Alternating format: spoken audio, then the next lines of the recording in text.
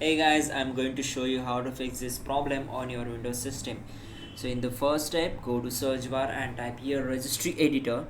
Then click here to open it, select S. Now on this window, simply expand HK local machine. Then expand software folder. Now expand Microsoft folder. Then scroll down and expand Windows folder. Then click on current version.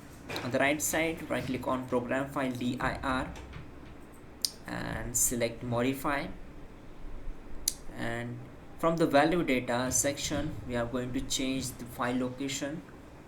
So for that we need to open our file explorer. In my system there are only two drives, one is C and another is E drive. So I'm going to select E drive now. For that, simply change this E in the value data and click on OK. So that's it guys, your problem is solved and you're good to go.